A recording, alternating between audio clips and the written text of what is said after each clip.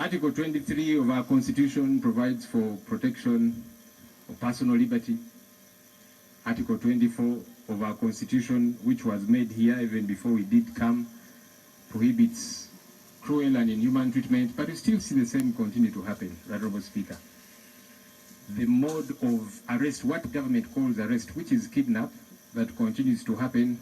We don't understand why these things keep happening. And Honorable Speaker, we will not stop to talk about them, especially here, because these laws are made here, and this is a space that we've got to use. Honorable Speaker, last week on Thursday, the home of the personal assistant to the Honorable Kyagulanyi Ssentamu was raided by UPDF officers.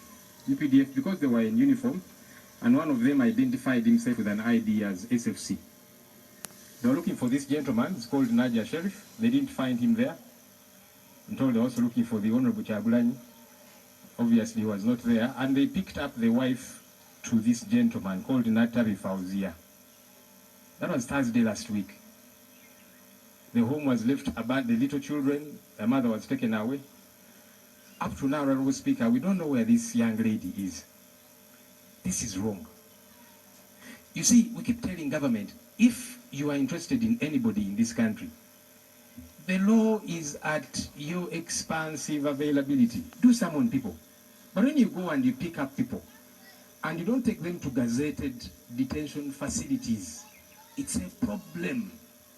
And this cuts across. Honorable Speaker, we were here when one of our colleagues, the Honorable Paul Akamba, who belongs to the NRM, was equally abducted. And for days, his family didn't know, lawyers did not know. This is wrong. Forget that it is happening to NUP. It can happen to anybody else, like it happened to the Honorable Paul Akamba.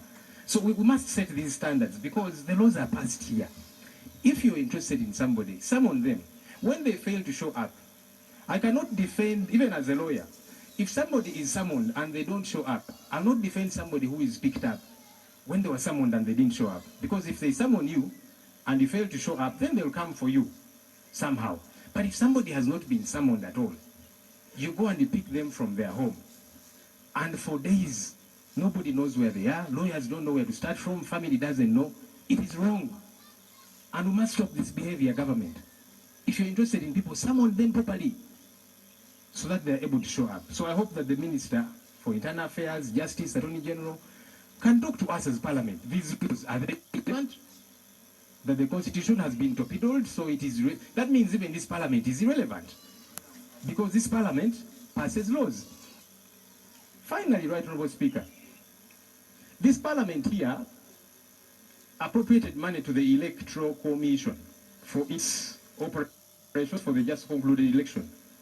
We were here, we quarreled, and some of us opposed the number of the allocations, but the majority had the day. We have learned, Honourable Speaker, that police officers who guard the presidential candidates have not gotten their allowances to date. The Deputy IGP was in the Public Affairs Accounts Committee last week, and he said, yes, I've also learned that the people have not been, those officers have not been given their allowances, but the Electoral Commission is the one in charge.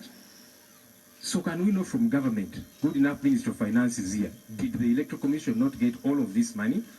Because they delivered on their duty, they should be paid. If anything, what we see nowadays is they are being hounded. They are being arrested. They have been dismissed from the police force, specifically those who are guarding the Honorable Kyagulanyi Ssentamu. For what? Doing their job. So you don't give them their allowances, which they are entitled to. Then you arrest them, then you're dismissing them from the force. It is wrong. When people have worked